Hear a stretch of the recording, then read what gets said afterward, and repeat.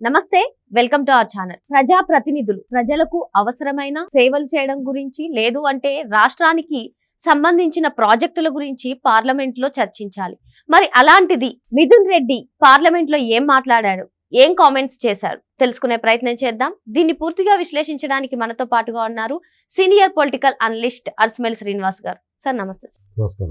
Sir, Peddireddy కుమారుడైన మిథున్ రెడ్డి పైన అయితే అనేక అభియోగాలు ఉన్నాయి సార్. మద్యం కుంభకోణం కానివ్వండి, భూ ఆక్రమణలు కానివ్వండి, చాలా ఉన్నాయి. మద్యం కుంభకోణంలో మనం చూసుకున్నట్లయితే దాదాపు 3,000 కోట్ల స్కామ్ అని చెప్పి కూడా పలు వార్తలు వస్తున్నాయి. ఇటువంటి సమయంలో పార్లమెంట్ సెషన్ లో ప్రజలకు అవసరమయ్యే వాటి గురించి కానివ్వండి, లేదంటే రాష్ట్రానికి కావాల్సిన ప్రాజెక్టుల గురించి కానివ్వండి చర్చించాల్సిన అవసరం ఎంతో ఉంది. మరి అటువంటి సమయంలో రాజంపేట నియోజకవర్గానికి ప్రాతినిధ్యం వహిస్తున్న మిథున్ రెడ్డి వచ్చేసి మార్గదర్శిపై కామెంట్స్ చేస్తున్నారు. ఇది ఎంతవరకు సబబు? దీనిపైన మీ విశ్లేషణ ఏంటి సార్? వాళ్ళు ఆడలేక మధ్యలో కూడా అన్నట్టుగా వాళ్ళ వ్యవహారం ఎలా ఉందంటే అండి, ఈనాడు రామోజీరావు గారు ఆయన బతుకున్నంతకాలం వేధించారు, విషయం చెప్పారు. మార్గదర్శి అడ్డంగా భుజం మీద తుపాకీ పెట్టి రామోజీరావు గారిని కాల్చాలనుకున్నారు. ప్రజల్లో ఎంత విశ్వసనీయత ఉందంటే మార్గదర్శి మీద కానీ రామోజీరావు గారి మీద కానీ ఈనాడు పేపర్ మీద ఎంత నమ్మకం అంటే, మీకు సూర్యకిరణాలు తాకని ఊరు ఉంటుందేమో కానీ మా ఈనాడు పేపర్ వాళ్ళు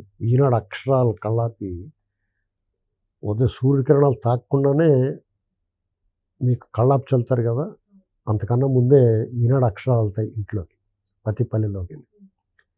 అలాగే మార్గదర్శి విషయంలో రాజశేఖర రెడ్డి దగ్గర నుంచి ఇప్పటి వరకు కూడా ఉండవల్లి అరుణ్ కుమార్ వరకు కూడా వీళ్ళు దుమ్మెత్తిపోయిన లేదు, వాళ్ళు ఎదురు లాగి వాళ్ళు అప్రతిష్ట పాలు చేయడానికి విశ్వప్రయత్నాలు చేశారు. ఆ విషయంలో ప్రజల విశ్వసనీయత ఎలా ఉందంటే ఒక్కళ్ళంటే ఒకళ్ళు కూడా ఆ సంస్థ మీద కంప్లైంట్ ఇవ్వలేదు, వాళ్ళకి వ్యతిరేకంగా మాట్లాడలేదు, వీళ్ళకి సహకరించలేదు. అయినా సరే వాళ్ళు రకరకాల మార్గాల్లో వేధిస్తానే ఉన్నారు. ఆఖరికి ఆయన అరెస్ట్ కూడా చేయడానికి, అరెస్ట్ చేసి చూపిద్దామని ఆయన అనారోగ్యంతో ఉంటే ఆ ఫోటోలు రిలీజ్ చేసి ఆయన వేధించి ఆయన అవమానపరిచారు. ఏం సాధించారు వాళ్ళు? ఇప్పుడు ఈ బాధ ఎందుకంటే వాళ్ళకి నా పుట్టలో వేలు పెడితేనే కుట్టనా అని చీమ కూడా అనుకుంటుంది కదా.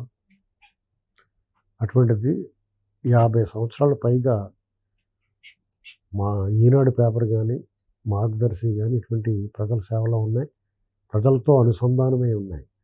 ఈనాడు పేపర్ అయితే ప్రజల గొంతుగా వినపడుతుంది. అటువంటిది వాళ్ళ మీద ఇటీవల కథనాలు వస్తున్నాయి, పుంఖాను కథనాలు, ఇలా అరాచకాల మీద వాళ్ళు కథనాలు వస్తున్నాయి. ఫ్రంట్ పేజీలో ప్రధాన శీర్షికలు అవుతున్నారు వీళ్ళు. దాంతో మళ్ళా కాలినట్టు ఉంది. ఎన్నాళ్ళు ఉండవల్లి అరుణ్ కుమార్ అరుచుకున్నాడు. ఏం సాధిద్దామని? ఇప్పుడు నువ్వు అది నిజంగా ఘోరాలు నేరాలు చేసి అగ్రిగోల్డ్ ఇలాగ కుచ్చుటోపి పెట్టి ప్రజలను దోపిడీ చేసి పచ్చి మోసం చేసి పారిపోయిన వాళ్ళని వదిలిపెట్టేసి వాళ్ళ గురించి మాట నిజంగా ప్రజలకు ఇవాళ వరకు డబ్బులు చెల్లించకుండా దాన్ని ప్రభుత్వం చెల్లించాలంటారు. అగ్రిగోల్డ్ అనేటువంటి ప్రైవేట్ సంస్థ, వాళ్ళకి ఆస్తులు ఉన్నాయి, ప్రజల సొమ్ము కొల్లగొట్టేశారు వాళ్ళు ప్రజలు కట్టాల్సిన వాళ్ళ ఆస్తులు అమ్మన్నా కట్టాలి. ఇది దాని మ్యాటర్. అది మానేసి చట్టబద్ధంగా ప్రజల విశ్వాసంతో కూడిన వ్యాపారం అది. ఒకసారి విశ్వాసం కోల్పోతే ఆటోమేటిక్గా వీళ్ళు ఏం చేయగలదు. ఆ విశ్వాసాన్ని దెబ్బతీయడానికి సుప్రయత్నం చేశారు, విశ్వాసాన్ని దెబ్బతీయలేకపోయారు. అంటే వీళ్ళకన్నా ఎక్కువ క్రెడిబిలిటీ ఉంది. రాజకీయ పార్టీలు నాయకుల కంటే ఎక్కువ క్రెడిబిలిటీ ఈనాడు పేపర్కి మార్గదర్శికి ఉన్నట్టే కదా లెక్క. ప్రజల విశ్వాసం ఉందంటే ఇప్పుడు ఇవాళ పార్లమెంట్లో మార్గదర్శి గురించి మాట్లాడు. కారణం ఏంటి? వీళ్ళు దొంగతనాలు, అరాచకాలు, దోపిడీ, డే లైట్ రాబరీ, భూ ఆక్రమణలు, అటవీ సామ్రాజ్యాన్ని ఆటవిక రాజ్యంగా మార్చి దాన్ని ఆక్రమించిన విధానం, అక్కడ కట్టిన భవంతులు, ప్యాలెస్ల గురించి వీళ్ళు పుంఖానుగా రాస్తున్నారు. వాస్తవాలు కదా. అది వాస్తవాలు కాదనుకుంటే పరువు నష్టం దామై మీ చేతిలో చట్టం ఉంది, మీకు అవకాశం ఉంది, ప్రజాస్వామ్యం మీకు హక్కు ఉంది. నువ్వు పార్లమెంట్లో ప్రస్తావించి ఏం పీకెత్తావు? అందుకనే వీళ్ళు ఇటీవల కాలంలో సుబ్బారెడ్డి కానీ, అంతకుముందు విజయసాయిరెడ్డి కానీ, లేకపోతే ఇప్పుడు మిథున్ రెడ్డి కానీ మాట్లాడితే చీయని ఉమ్మేస్తున్నారు. అక్కడ వాళ్ళకి సాగినంతకాలం సాగింది. అన్నిసార్లు సమయం మీద అనుకోకూడదు. రకరకాల వ్యవస్థలు మేనేజ్ చేసి మీ ఇష్టమైన వ్యవహారం చేస్తే కొన్నాళ్ళు సాగింది. ఎల్లప్పుడూ మీ టైం ఎందుకుంటుంది? మీ పాపాలు పండిన రోజున ఇవి బద్దలవుతాయి. ఈనాడు పేపర్ కొత్తగా ఇవాళేం రాయలేదు కదా, మీరు అధికారం కోల్పోయిన తర్వాత ఏం రాయలేదు, మీరు అధికారంలో ఉన్నప్పుడు కూడా రాశారు. సార్, మీరు చెప్పినట్లుగానే ఇప్పుడు పెద్దిరెడ్డి రామచంద్రారెడ్డి అటవీ భూ కబ్జాలు కానివ్వండి, మిథున్ రెడ్డి భూ కుంభకోణాలు కానివ్వండి, ఇలా ప్రతిదీ ప్రశ్నిస్తూ ప్రజల గొంతుకగా ఈనాడు మీరు చెప్పినట్లుగానే ఆర్టికల్స్ పుంకాలుగా రాస్తుంది. ఈ నేపథ్యంలోనే పార్లమెంట్ లో ఇటువంటి వ్యాఖ్యలు చేశారంటారా? ఖచ్చితంగా అనుమానమే ఉంది. దానివల్ల వాళ్ళకి ఏం పడుతుంది? డైరెక్ట్ గా ప్రభుత్వంలో ఉండే వేధించినా కానీ అవన వాళ్ళు వీళ్ళు పార్లమెంట్లో ప్రశ్న వేసి మాట్లాడితే ఏమైపోద్ది? ఇక్కడ మీకు కొత్తగా మిథున్ రెడ్డి మద్యం స్కామ్లో కూడా దొరికాడు.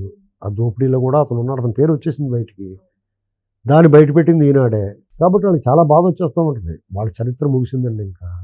ఇక కటకటాలు కనుక వెళ్ళిపోయి రోజులు వచ్చేసినాయి.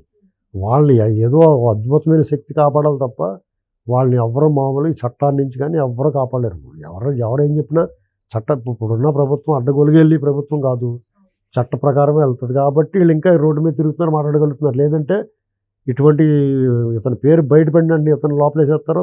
ఆ ప్యాలెస్ దృశ్యాలు బయటకు వచ్చిన వెంటనే వాళ్ళు లోపలేసేయాలి. ఇంకా వాళ్ళ గురించి దర్యాప్తులు అయ్యి అంటున్నారు. వాళ్ళు ఇట్లే చేసి మీకు పెద్దిరెడ్డి పాపాలో మదనపల్లి ఫైల్స్ తగలడిపోయినప్పటి నుంచి సీరియల్ 6-7 నెలలు అయిపోయింది. ఇప్పుడు ఎప్పుడు వచ్చింది, ఎన్నాళ్ళు అవుతుంది చూడాలి. ప్రజలు ఓపికగా భరిస్తూ ఉన్నారు. రాజకీయాలు ప్రభుత్వాలు మారిన తర్వాత కూడా న్యాయం జరగకపోతే ఆయా ప్రభుత్వాలు నష్టం జరుగుద్దండి. ఎందుకంటే ప్రజలకు తెలియనంతకాలం ఏం చేసినా పర్వాలేదు ఎవడన్నాను. ఒకసారి ప్రజలకు ఓపెన్ అయిపోయిన తర్వాత ఖచ్చితంగా అనివార్యంగా చర్యలు తీసుకోవాల్సి వస్తుంది. ఒకవేళ ఏమైనా సాఫ్ట్ కార్నర్ ఉన్నా ఇది తప్పని పరిస్థితి. ఇది డెఫినెట్గా ఈ విషయంలో ప్రజలందరూ ఈనాడు వైపే ఉంటారు. ఎందుకంటే ఈనాడునే నమ్ముతారు. సార్ ఇప్పుడు పెద్దిరెడ్డి రామచంద్రారెడ్డి గురించి వచ్చిన ఏదైతే ఆరోపణలు ఉన్నాయో అటవీ భూమిని కొల్లగొట్టారని చెప్పి అదైతే నిజమే అని చెప్పి నిన్నైతే ఒక ఆర్టికల్ వచ్చింది సార్. మరి ఆయన కూడా స్పందించడం జరిగింది. నేను 2001లోనే ఈ భూములన్నింటినీ కొనుక్కున్నాను అని చెప్పి నా కుటుంబ సభ్యుల పేరు మీద ఉన్నాయని. మరి మిథున్ రెడ్డి గారు ఇప్పుడు ఆయన పైన ఏవైతే అలిగేషన్స్ వస్తున్నాయో వాటి గురించి మాట్లాడకుండా ఇలా మార్గదర్శి గురించి మాట్లాడడాన్ని మనం ఏ విధంగా చూడాలి? వాళ్ళ బొమ్మలు ఎందుకు బయట పెట్టుకుంటారు? మీకు 2001లోనే కొనుక్కుంటే ఇంకా ప్రమాదం. ఎలక్షన్ అఫిడేవిట్లో అతను చేయలేదు కాబట్టి అసలు మొత్తాన్ని పూర్తిగా అర్హుడు అవుతాడు. మోసం కింద వస్తుంది, అది చీటింగ్. కాబట్టి ఏం చేసినా దొరికారండి. వాళ్ళు ఏమనుకున్నారంటే ఎప్పటికీ మనమే అధికారంలో ఉంటాం, మనకు తిరుగులేదు, ఈ సామ్రాజ్యం మనది అనుకున్నారు.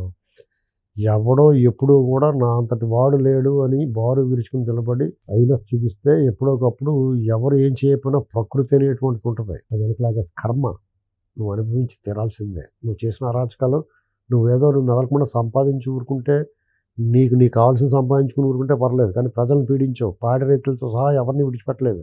పాడి రైతుల్ని, వ్యవసాయదారుల్ని, మామిడికాయ వ్యాపారస్తుల్ని అందరి దగ్గర కప్పాలు కట్టించుకున్నారు. వాళ్ళ దగ్గర మోనోపొలీ చేశారు. మీరు చెప్పిన రేటుకి అమ్మాలి, మీరు చెప్పిన రేటుకి కొనాలి.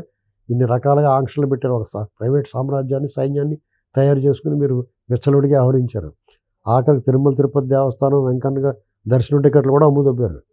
ఇంత దారుణమైన వ్యవహారం చేసినందుకు మీకు శిక్ష తప్పదు. అది ఈనాడు రాసిందని ఇప్పుడు మొగుడు కొట్టినందుకు కాకుండా తోడుకోళ్ళు నమ్మినందుకు ఆడకూడదు.